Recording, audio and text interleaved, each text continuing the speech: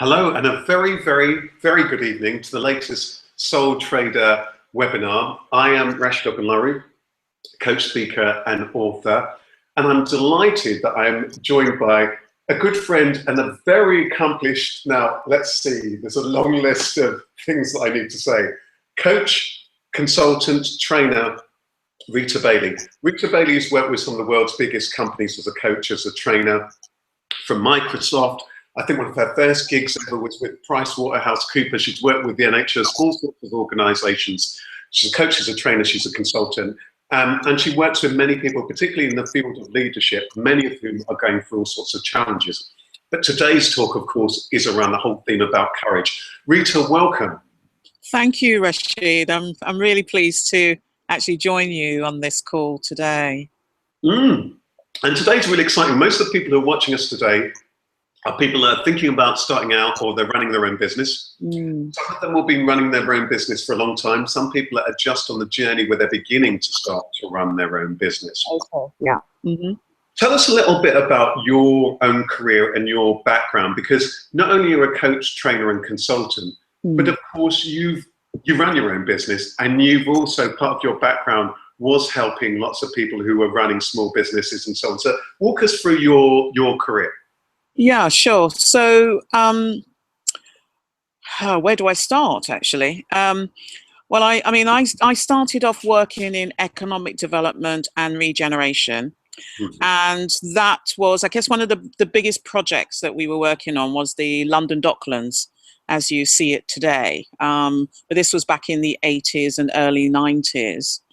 And a lot of that work was around developing the kind of the infrastructure in the area, so transport, housing, but also as well encouraging businesses to move into the area, as well as encouraging individuals from the local community to set up their own businesses as well.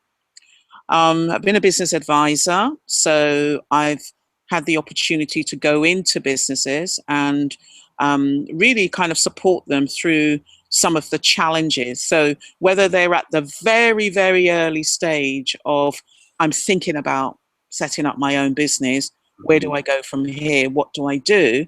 To individuals who have already taken the plunge and they may be possibly thinking about growth and expansion and how they're going to increase profits. You've seen this close up and personal. People on that whole thing as a business advisor, they're thinking about the starting or they're growing, the profits and so on kind of stuff. And remind me, Rita, you were also involved in, because you've won awards, isn't it? Millennium Awards. Can you tell us a little bit more about the other stuff there linked, because I know sure. Well, well, I mean, this was so I won a Millennium Fellows Award, which was around supporting businesses to really take the plunge, because they felt that not enough people were actually, sort of setting up their own businesses as such. They would actually, sort of contact the chambers of commerce, the other business organizations around, but then wouldn't go any further as such. So what I did was set up a project which would actually go into the businesses, ask them what were their challenges, what sort of things what sort of business do they want to set up, did they have a business plan, and basically provide them with that sort of support so they could get things off the ground and support. Oh, we've just lost you for a moment, Rita. I'm going to carry on for a moment. We've lost Rita for just a second. So Rita was just talking a little bit about her background, supporting businesses, helping them on that journey as they were starting and growing, and she won an award for that. I'm just going to send her a message to hopefully re-invite her back onto this call. But the thing that I'm going to invite you to think about is, what stage is it that you're at right now in terms of your business? Are you starting? Is it that you're growing? And what does this word courage mean to you? What does courage mean to you? I think that one of the things that's going to be happening in this webinar today is that we're probably going to be dancing between this word courage and challenge. I think Rita, we're just getting back on the call. I thought there's a sign that she looked as though she was nearly here. Hopefully she'll be joining us again soon. Rita. Hi there. So Rita, just when we lost you there, I Yes. was just saying to listeners that Yeah. I think that what's going to be interesting during this call is that we're going to be dancing between the word courage and challenge. You were just saying that you were helping businesses at all stages to take the plunge and to start growing their own businesses and so on. Yeah. Let's kind of jump a little bit further forward. So today you're a coach, you're a consultant, you work with all sorts of people, leaders in huge organizations and so on. But you also run your own coaching business, so you know what it's like also firsthand, like many people are watching this, who are sole traders who are following their own heart. Yeah. Tell me, for you, Rita, personally, what has this journey of being your own boss and achieving what lots of people who might want to do what you do, be a coach, consultant, trainer, they might look at you and think, okay, she's worked internationally, she's done this, she's done that. Did that require courage? Has this whole journey required courage to start? What's your take on this personally? Yeah, I mean, I guess, first of all, courage for me personally, so this is from a personal experience, I don't feel I've had courage without fear, if that makes sense. You know what I mean? So this is from my experience. Maybe other people have just got the courage and never experienced any fear, but certainly from the clients that I've worked with, so way back in regeneration, being a business advisor, to working with the corporate managers and leaders that I work with, courage isn't an absence of fear. Mm-hmm. But what it is breaking through, taking action, right, despite that anxiety, despite that doubt. Right, so what you're saying, I think here powerfully then, Rita, is that somebody might be watching this and thinking, okay, well, maybe I should be having courage. I mean, I shouldn't be feeling the feelings that I'm feeling already. But you're saying, actually, to have fears, to have doubts, that's part of it. That's going to be there. Yes.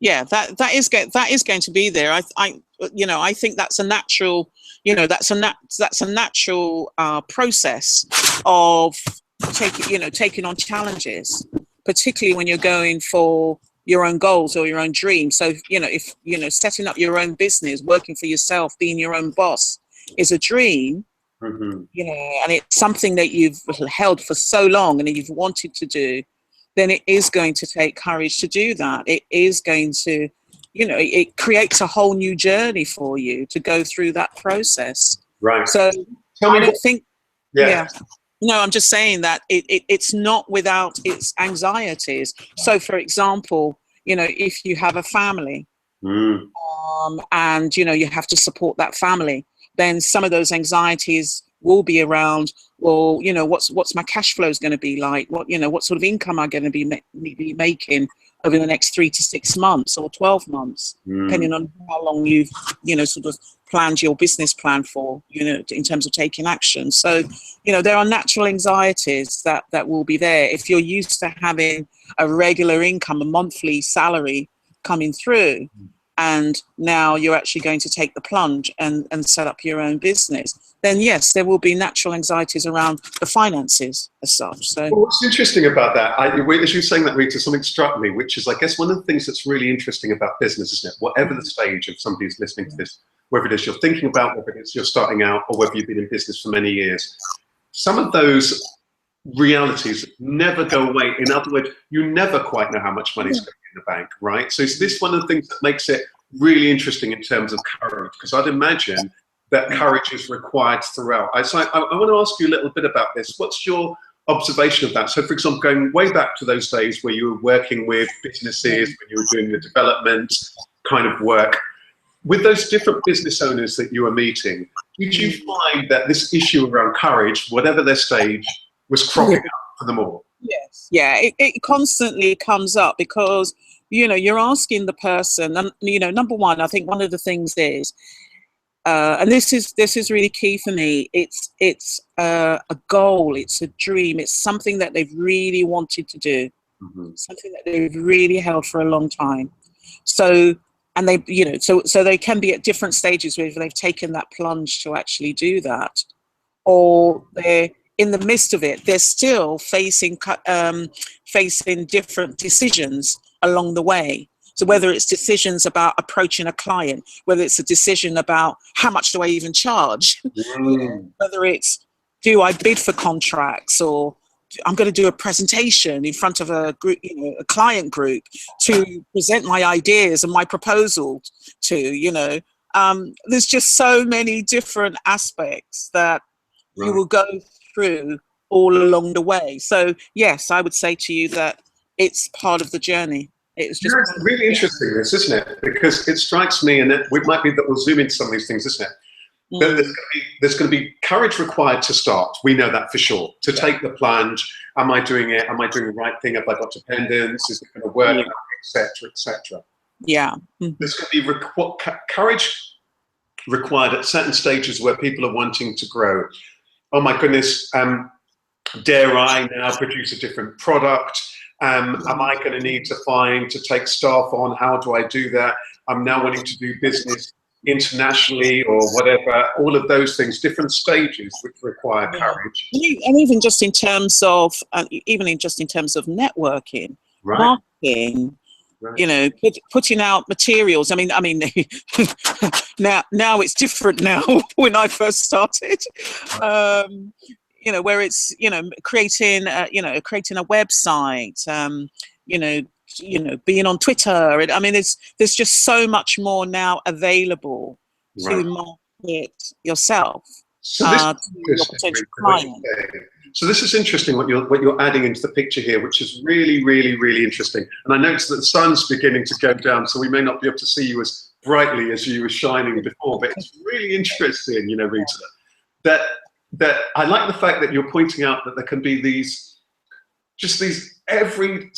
for one person, it's interesting with courage. One thing that might be natural for one person is daunting for somebody else, requires courage. So for example, my background was in media and PR. Going out, speaking to people, networking with people, doing a video and so on isn't daunting for me. For somebody else, they might be absolutely terrifying. For somebody else in business, writing a proposal is really straightforward. That's what they did before. For somebody else, it petrifies them. Yeah. Yeah, and I think that's where you see such a diverse range of different challenges. And so one of the things is about thinking what your own strengths are. So for me, part of my background was I was always having to write proposals. Right. I was always having to write, do stand up and do presentations, to bid for work. I used to have to write funding bids. So that was part of my core skills, if we would look at it that way. So that would have been a natural thing for me to do as part of my business, that I could do that. Yeah. Whereas Rasheed, it's one of the things I've always admired about you was the whole PR stuff, the whole media stuff, where when I talked to you, when we first met all those years ago, and you were talking about PR and media, and I was thinking, oh my gosh, you know what I mean? I'm not doing any of that sort of PR stuff. I will need to start to do that. And so one of the things for me was to actually, think about how am I going to initiate that? How am I going to break through my own thoughts or anxiety around, gosh, what do I know about PR? What do I know about doing a press release? What do I know about speaking to editors? So that there's something very powerful that you're saying here that's really important for any business owner to know, that of course we're going to have different strengths, different weaknesses, and we're going to see others with different strengths and different weaknesses. Yeah.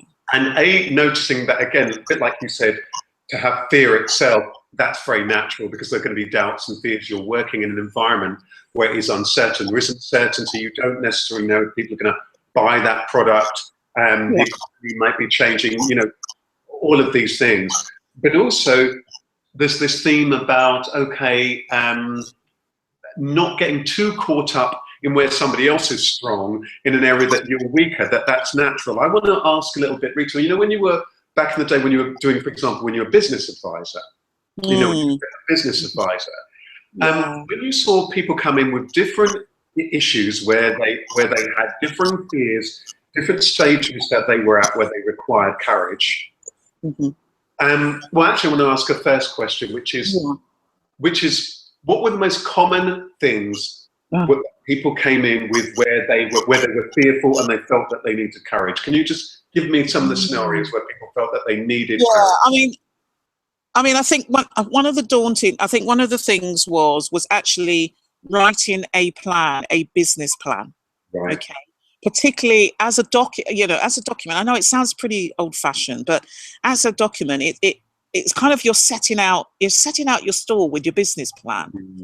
Mm. You're creating this vision for this business, this service or this product that you actually want to be providing to particular audience and stuff. So just writing a business plan, sometimes to actually sit down and write that, to do the research, to think through who is my customer.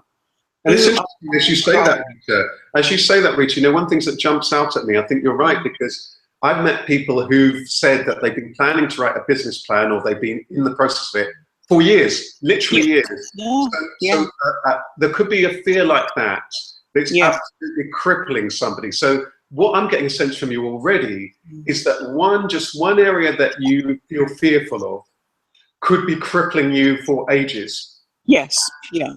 Will you find, carry on, you were talking about. Well, I mean, yes, definitely. So it's something that they want to do. There's something that they want to do for a really long time, and that's where they're stuck.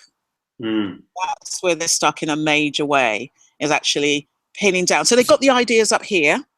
The ideas are up here, floating around up here, but to actually put it down on paper, to actually, plan it out, thinking about those different areas that are really important for that business to run successfully, such as the finances, such as the human resources, such as thinking about your own strengths and weaknesses that the business is going to depend on. These things are really important. So what I'm hearing from you, which is very, very interesting here when it comes to courage, is that could be any of these things. It could be the business plan at the beginning.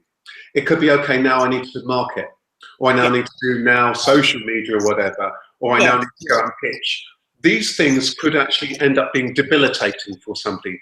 Or if we jump to something about it, if you hold major anxiety about it, because courage is like a muscle. I always kind of explain this to my clients. You've got to flex it, like in terms of exercise, you've got to practice, you've got to flex it to kind of build some strength, some inner strength with it, so you can step out and do that. So just because I don't, when I first started, I didn't know about PR or dealing with the media, it doesn't mean I can't learn. We have that amazing ability to learn.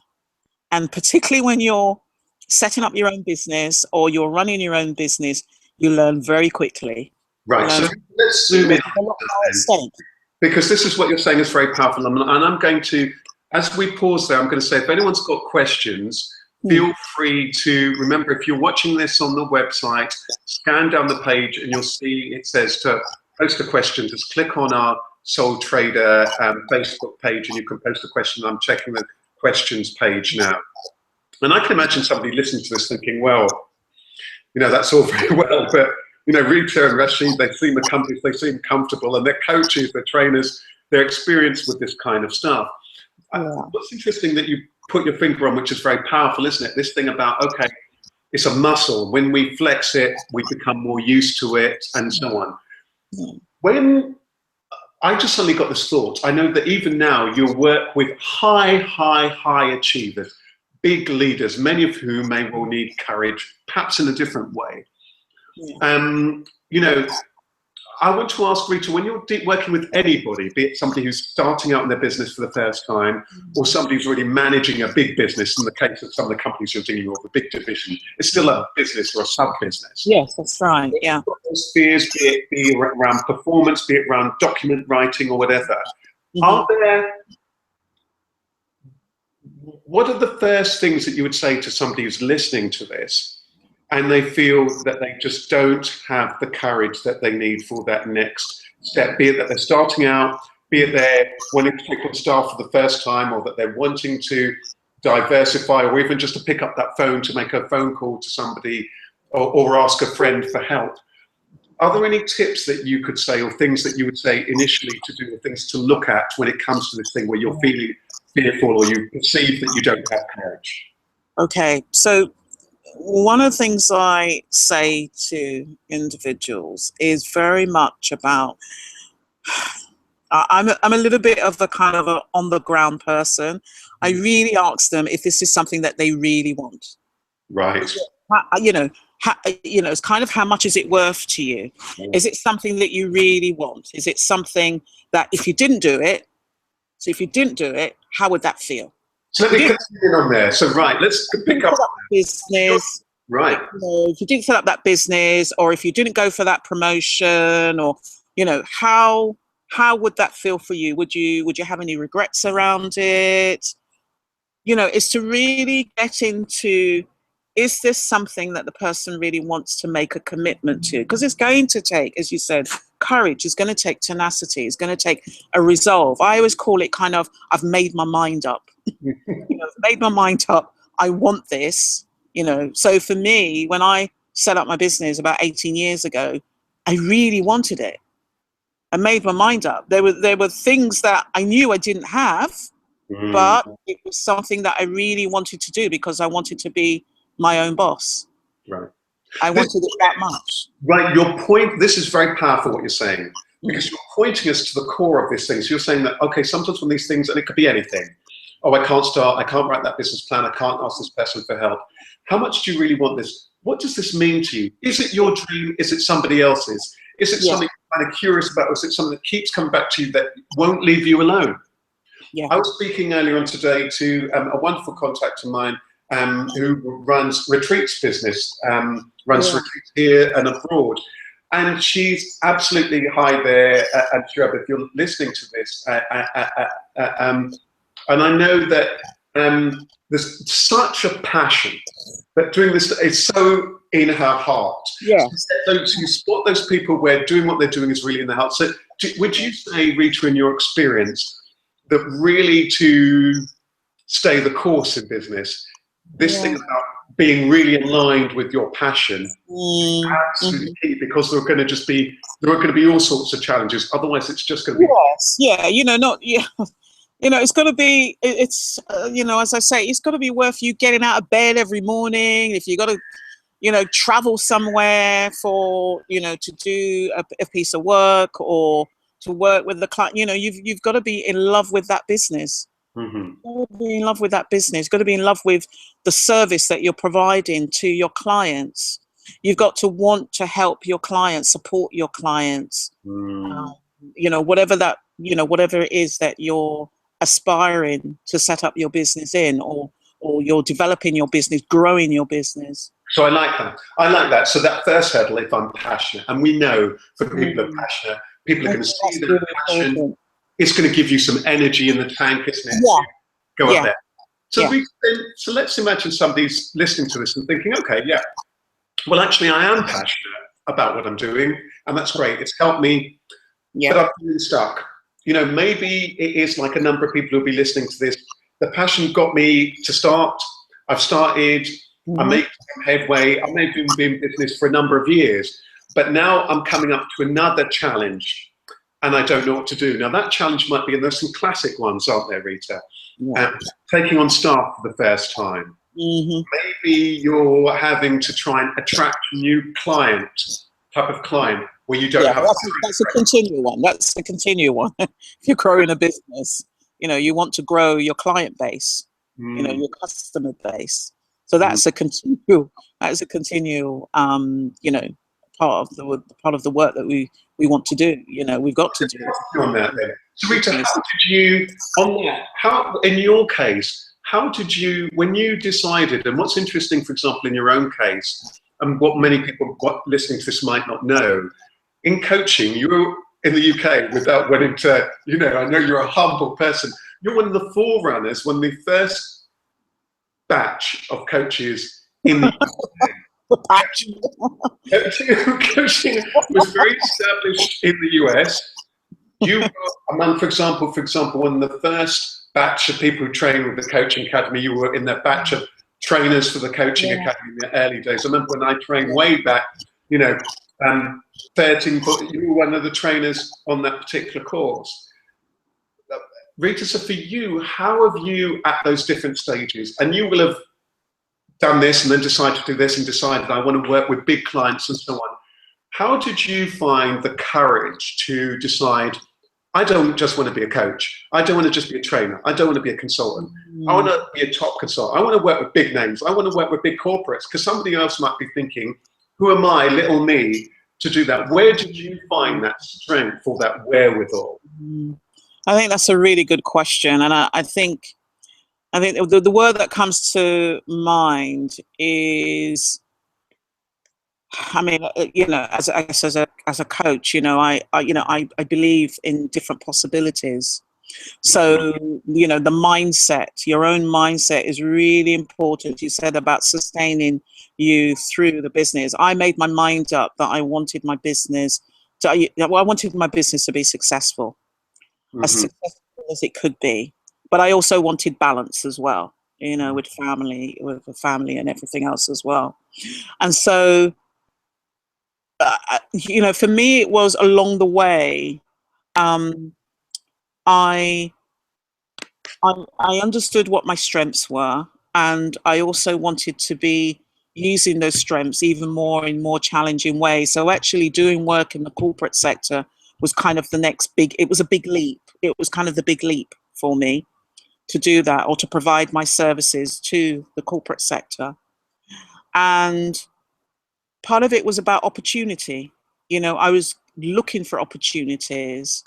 I looked around for opportunities of how could I actually do this. And as I said to you, part of my background was to write proposals and contracts and things. That was part of my background. So I started off doing it in that way. I met other consultants who would just turn up at the meeting and they would land a contract. And I thought, wow, how do you actually do that? Wow. Yeah. But it was pulling on my strengths. That was my way of starting off. Networking was another way, was meeting other consultants and also meeting potential clients as well. With a lot of the consultants that I work with on, in associate work, etc., we always sort of say, you're as good as your last gig. Right. So it sounds to me, Rita, as though one of the things that you've done was that you took the whole thing of being your own boss and being on that journey very, very seriously. And you put in the work, you put in the effort, you put in the study, you found out what other people were doing, you put yourself out on the training track, and you rolled your sleeves up, is what I got. It is an organic kind of track, isn't it? Because you never, part of the excitement of it is that you never quite know who you're going to meet. Well, it's interesting. We've got a question. Well, it's not so much a question, a comment come in. And it's from Nadine. Hi, Nadine. I hope you're still watching us. And so Nadine's saying, thank you, Rasheed, for interviewing this amazing lady, Rita Bailey.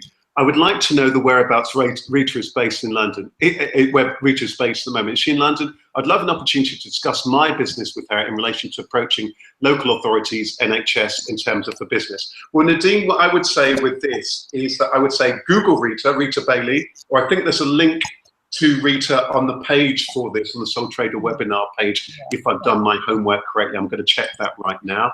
There's Rita Bailey. Yes, there is. So if you say where it says our guest Rita Bailey, click on that. But I would say this is a bit where I want to throw out there a challenge, because for me, courage and challenge go hand in hand.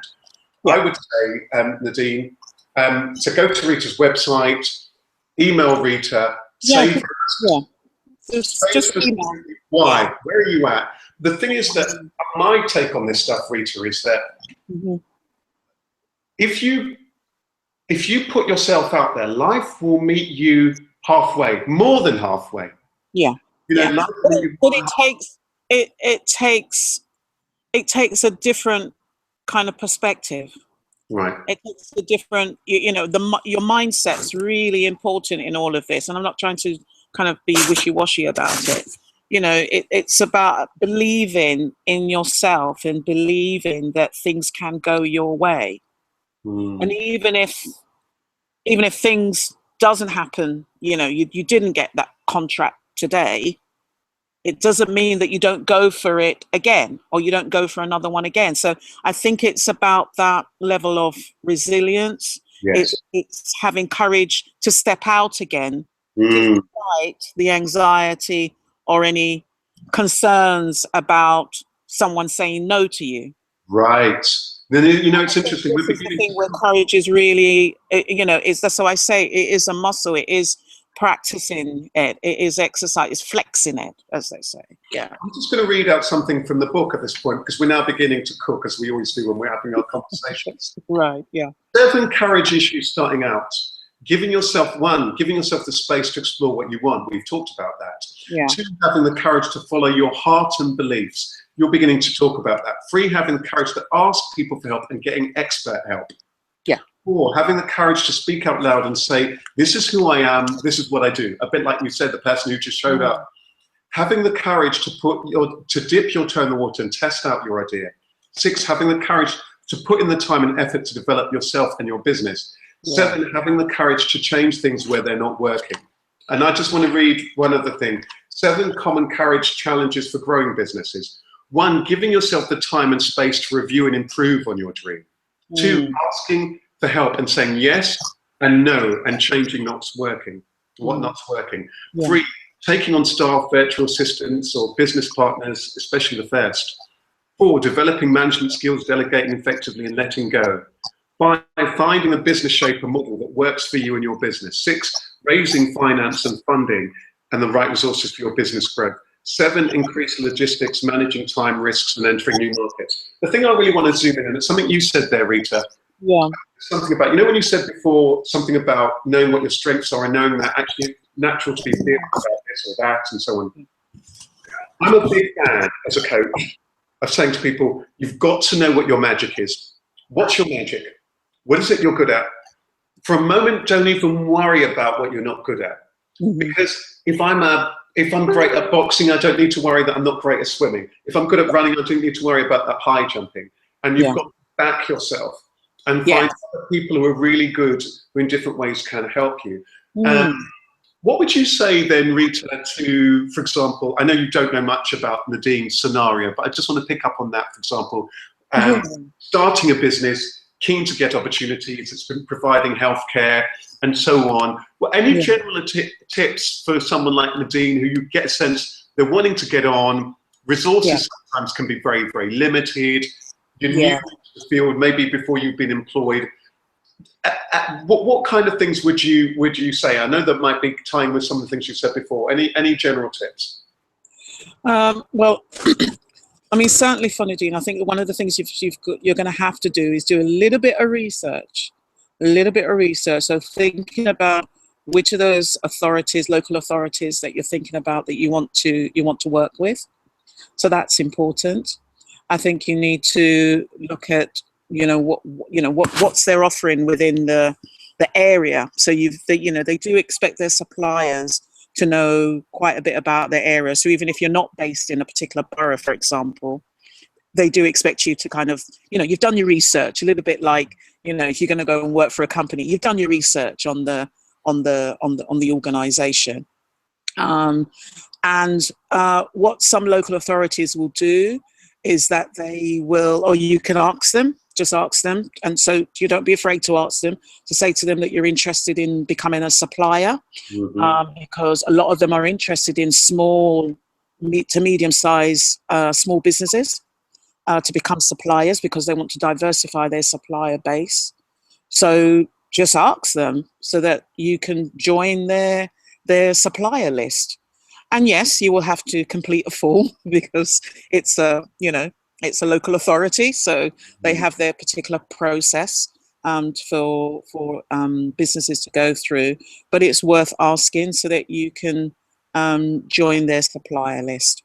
Some of the local authorities will also provide advice, resources, support to small businesses as well that are particularly based in their borough as well. They're really keen to support. And linked to that, Rita, one of the things I would say, and for Nadine and anyone like this, is that it could be useful. Go along, some of them might have procurement days or local things. Go along, where people meet. I'm a big fan of, and of course it takes courage to do some of this thing, but people underplay the power of likability. I think that one of the things that I want to say this to, Nadine and anyone who's listening and so on. And I know a number of people who are listening to this who are wonderful with people. They're just brilliant. They're just so compelling when people meet them in person. And I would say that don't underplay the power of your personal warmth, your personal passion, your likability. I remember I was saying to a group of people very early on today, when I first started, for example, in my first career, aged 18, I was new, I was naive, I was green to everything. And I soon learned in my job that different people had different personalities. My job was to persuade people to do interviews here and there. So I realized that one person liked the facts like that, somebody else liked a little bit of a giggle, somebody else liked to chat, a little bit of gossip, somebody else liked their ego thingy, other people love charm. So finding out what is it that makes other people tick, go out there, talk to people. People will then help you. If you show your passion, I feel, Rita, I don't know if you would agree with this, sometimes people, it's almost like I feel that people are compelled to help you in some way. It might just be a word of advice. I mean, I would certainly say that, and I totally agree with you. People like people who are like themselves. But if you come across in that warm way, if you are able to, one of the things as consultants is that we provide insights, advice that can really help a client to think, you know what, Rasheed, you really understand my business. You really understand my staff. You really understand what my managers are going through. And I think it's that connection in that way. It's that you really understand. Right. I think there's something really important here, Rita. I think in business that I think is really important, which is sometimes when we're starting or when we're growing, we look at what other people are doing and we will do things kind of well, but we may not go that. There's something about being exceptional. Of course, this takes time, but there's something, or caring exceptionally, or knowing one thing really well, and people picking up on that. And really, I love the bit before when you were saying before, Rita, that really knowing your customer, really caring about that customer, that people really do pick up on that and they respond to that. And I found that that's been one of the things that really, for me in my business, has been my second point. Have people hired me because I'm the best coach?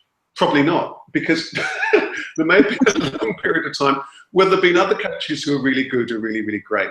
That's part of that. That's part of the. That's part of the context that we work in, isn't it? That there are other consultants, there are other coaches, and yes, they're probably even more brilliant than myself or yourself as such. But or cake makers, whatever it is we're doing, isn't it? So, but what is their buying?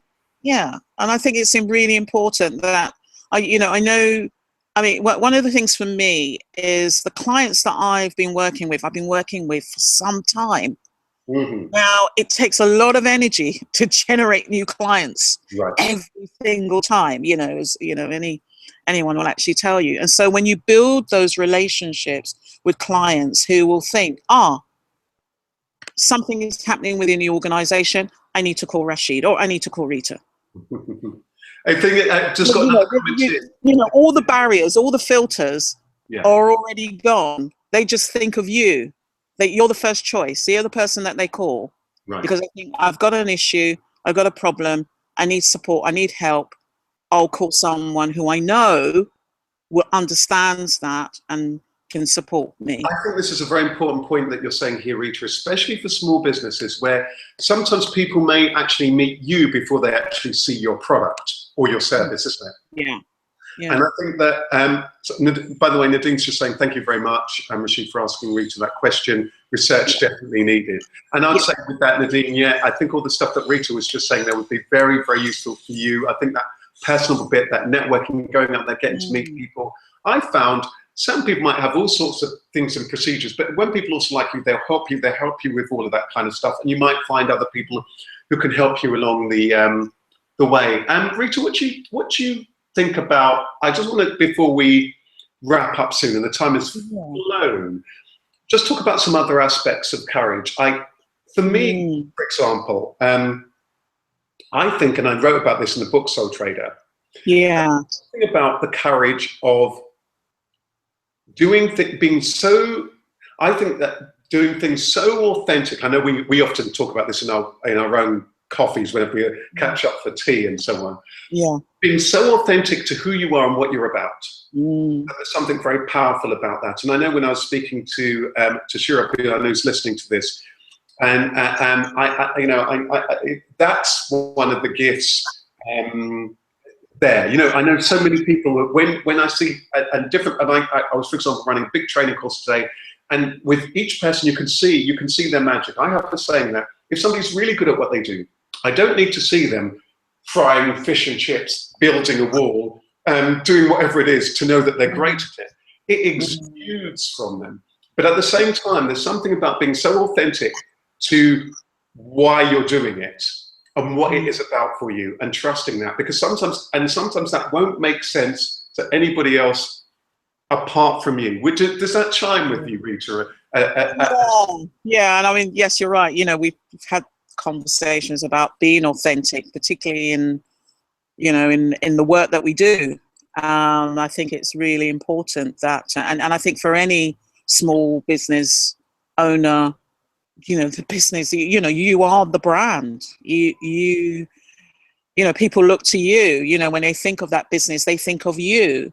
And so, that authenticity, I think it's really important. You being you playing to your strengths, you showing your passion, you operating from that heartfelt way. As I said, care about the client,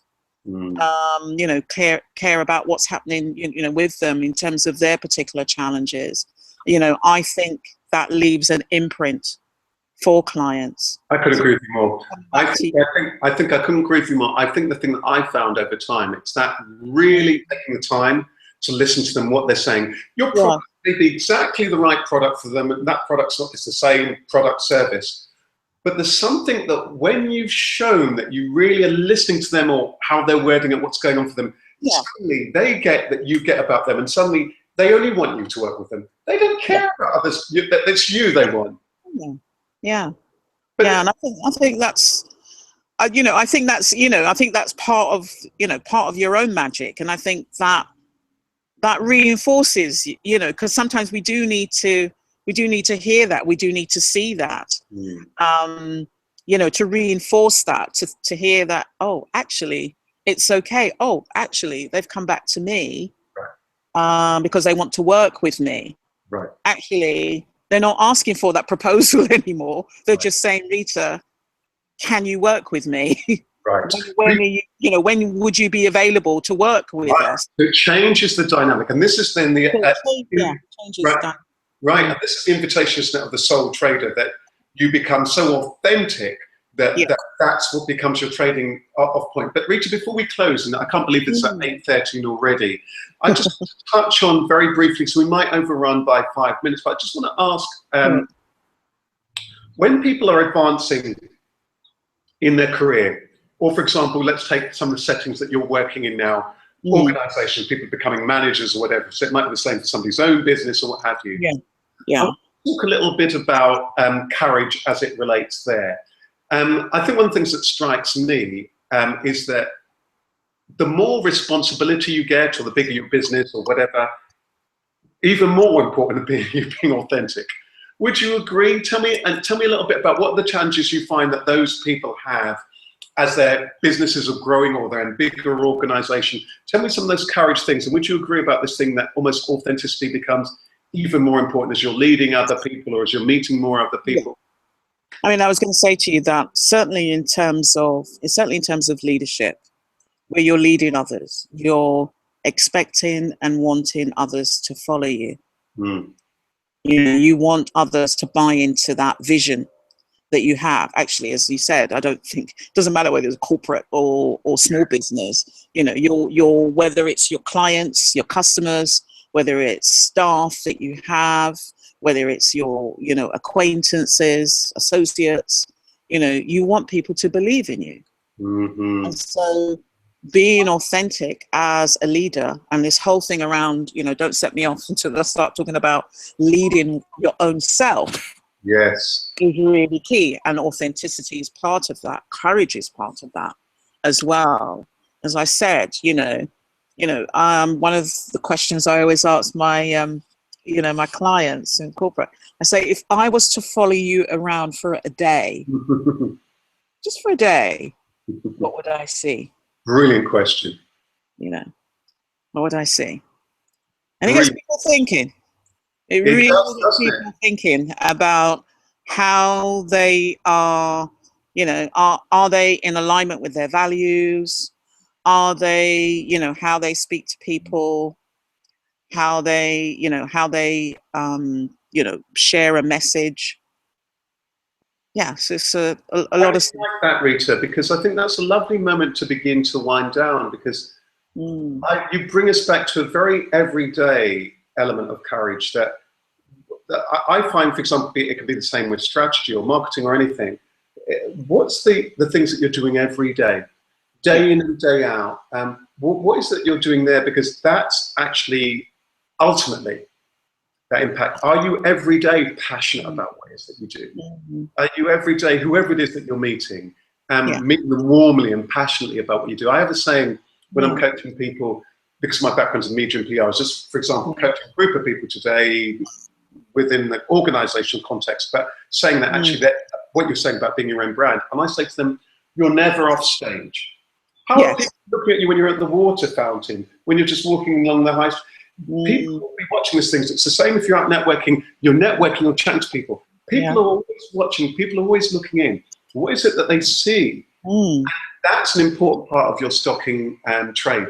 But we're running out of time. And Rita, so I just want to ask, what for you, tell me, can you think of one moment that you think, oh my gosh, in career and business, big challenge moment? And can you think about? Oh yes, I can think of one. Yeah. With your fees, getting paid what you want to be paid. Yes, a big one, isn't it? It's a conversation that I have time and time again with other coaches, new coaches, established coaches, different consultants. It's something that we are continuously dealing with on our journey. So people to knowing, and that ties with knowing your worth, but it also ties with everything else. Knowing where you sit in the market, knowing what differentiates you. And how you even say, how you even say your fee. Yeah. How do you even how do you even convey that? Let's just quickly tell you, a colleague and I was talking about some research that was done at Wharton Business School, and they gave a kind of list of things, credibility, reputation, experience, and they did this survey, and they said, what sort of decision your clients are making decisions? What are they making the decision about? Are they basing it on your credibility, your reputation, your experience, etc.? And it was none of that. It was basically how confident and how, with such clarity did they say what their fees were. Wow. So with that confidence, and courage, having courage, and saying it with that confidence and clarity. And my tip on that is say it or email it and then zip that and then wait. I remember once, actually on that note, very, very briefly, I remember once, it was a couple of years ago now, it was a few years ago now, and I was asked to give a particular talk for a particular company, and they'd asked me how much I charge. Now, I have a sliding scale, like many people have different things. And first of all, I assumed they're a very small business, and I was going to ask them, like, charge them my standard fee and so on. And unfortunately, picking up on your thing about research, I did some research. I realized that this company were doing, they were selling financial products to big financial institutions. So I reviewed, and I thought, well, how much do I charge? And I had to review that thing and come up with a new charge that I hadn't charged before. And I emailed them. And first of all, I thought, oh my goodness, I haven't heard back from them. They're going to think this is just ridiculous and so on. When they come, they're absolutely fine. They're only asking about something completely different. So it's interesting, isn't it? Our perceptions. Our perception, things, and then we'll find that it's fine. We couldn't do this, or we couldn't walk into that room, and then it's absolutely fine. So I think there's something about what I'd say when it comes to courage, what's imagined, what's real, and what's unknown. Yes. Yeah. And to dance a little bit in that particular space. But Rita, we're running out of time. Oh my God. Okay. Just to ask, so again, just a very, very quick tip. Any tips, again, people watching this, listening to this, and they're just wanting more courage, be it that they're starting or growing, if you wanted to throw in 3 or 4 tips. Well, as a coach, I would definitely say to you, find someone, a good friend, a critical friend, someone who will hold you accountable to take 3 action every day. Take 3 action towards your goal. So whatever it is, every day, 3 action. Can be small, but you're taking something, you're doing something, you're initiating something, and get someone that's going to check in with you.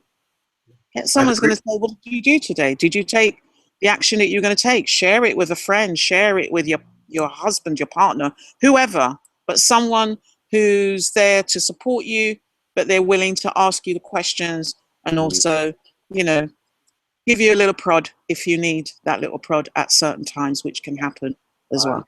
Like that. I want to add to that, because I think it's a brilliant one. I'd say, first, follow your heart, trust your heart, listen to your heart, and know when you can do something by yourself and know when you need somebody else to help you.